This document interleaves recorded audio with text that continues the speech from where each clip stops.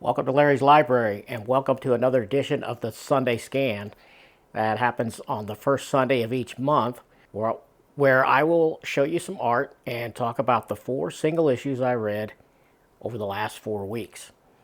So I'm slowly reading through my unread bin of single issue comic books. I've got less than a long box equivalent left of that. And one of the series I've been working on is ElfQuest. This is the epic line of reprints that Marvel did, full color, of the first ElfQuest stories. Of course, the writing and the art here is by Wendy Pini, and I think her husband Richard helps a little bit with some editing and maybe a little bit of the writing. Not sure. Credits are always a little vague on that aspect, but I think they did it together. But mostly by Wendy Pini. And it does feature some fantastic art.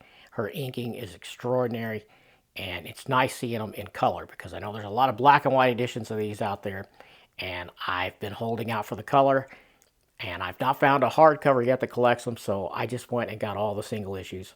There are 32 of them, and today we're going to look at issues 9 through 12.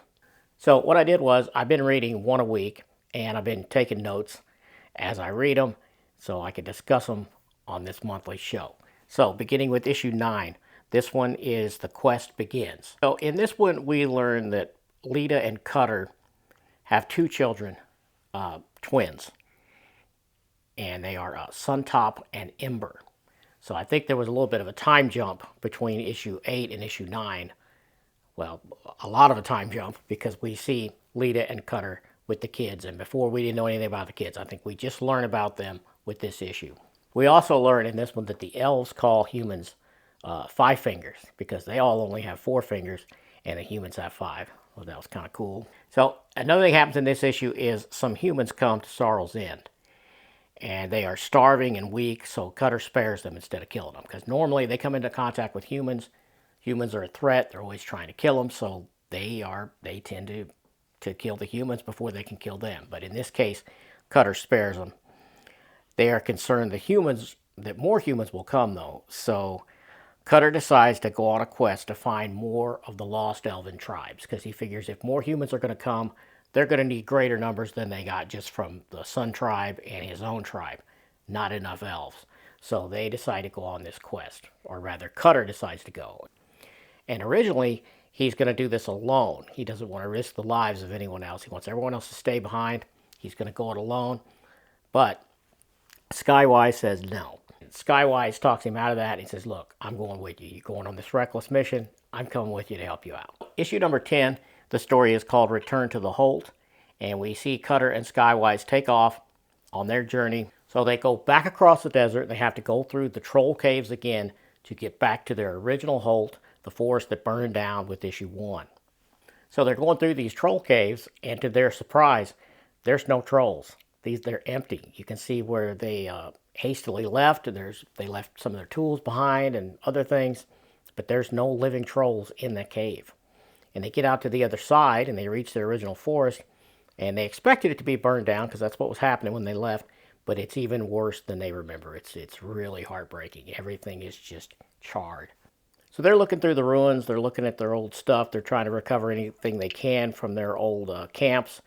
And Picknose the troll sneaks up on them and manages to capture both of them. He's got this sleeping gas stuff that they have in these pouches. It has this powder that knocks them out. And he takes both of them away to his cabin. And now they're held captive by Picknose and his woman. And toward the end of this, you can see that they are now enslaved by these two trolls. They've got shackles around their feet. But then something kind of unexpected happens. Picknose introduces them to Dreamberry wine, something that they never heard of before. And that's kind of how this issue ends. So issue 11, the story is called The Dreamberry Tales. And Cutter and Skywise, they continue what started at the end of last issue, where they're getting drunk with these trolls. And they're getting drunk on this stuff called Dreamberry wine, also known as the Purple Ruin. Thought that was a pretty cool name for this stuff because it gets them sort of not just drunk, but they're actually hallucinating. So they share stories for a while, and they eventually manage to escape during the height of all this drunken hallucinogenic madness that this Dreamberry wine is causing. Well, they escape the troll hut and they continue on their quest. Issue 12 is called Hands Off the Symbol Maker. And you get this rather enigmatic opening page here that is not really explained just yet in the story. So Cutter and Skywise have been on this quest for a while now, I think a couple of months or more. And they're going across this large flat plain, and they're starting to lose hope that they're ever going to find another forest or any more of the lost tribes. And then finally they come upon this gigantic forest they've never seen before. And they're pretty happy about that.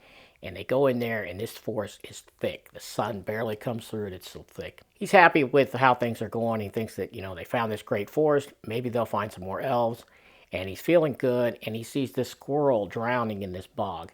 So he's like, I don't even want to see something die right now. I'm feeling so happy with myself. So he climbs out on this log, and he extends his bow out to help the squirrel that's drowning. And the squirrel comes up the bow and onto his arm and clamps down and bites his hand really hard. Just really hard. It looks painful, and I'm sure it was. And he throws the squirrel against a tree, and when he does that, causes him to topple over, and he's in the bog now. So this swamp water gets in that bite and causes a nasty infection. So this is the beginning of some trouble. So Skywise goes to find some healing plants. He thinks he knows something that'll help with the infection, and Cutter's getting worse and worse, so he tells him to just stay there, and he has one of the older wolves that they got with him to protect him. Says, you just stay here and let me go find some of these plants, and I'll come back and fix you up. So he goes off in this unknown forest looking for this plant, and it's taken forever. And while he's gone, a human female finds Cutter nearly unconscious. And she picks him up and takes him to her hut, and she starts trying to fix up his wound. And she has a male companion. He shows up, and yeah, it's Cutter is really out of it. He's having these fever dreams because of the infection, but he can't believe that he's actually found a human that's kind, because he's never known kindness from a human before. It's always a constant struggle and violence whenever he finds humans. So he's astonished that these humans are helping him. So they're bandaging him up and trying to nurse him back to health. Skywise comes back, can't find Cutter. Eventually, he does find him. He finds that he thinks that the humans have captured him. So he bursts into the hut to save him. He thinks he's saving him anyway, and that's how this issue ends. Really good stuff. Looking forward to issue 13, but that'll be for next month. So I hope you like taking a quick look at these. Love this Wendy Pini artwork. It just keeps getting better and better. So yeah, I'm loving it. This is crazy, but then again, people said it was crazy that we got a Godzilla Omni, or a Micronauts Omni, or a ROM Omni. So maybe it's not crazy, but man, it would be great if Marvel could make a deal with the Pinis and make them omnibus of these ElfQuest issues. It'd be kind of a small, well, it'd be too small, 32 issues. So yeah, it'd be just the right size for an omnibus, actually. Boy, that would be great. But until then, I've got these singles, and I will keep going through this read-through. So check back with me next month for more, and I'll see you next time.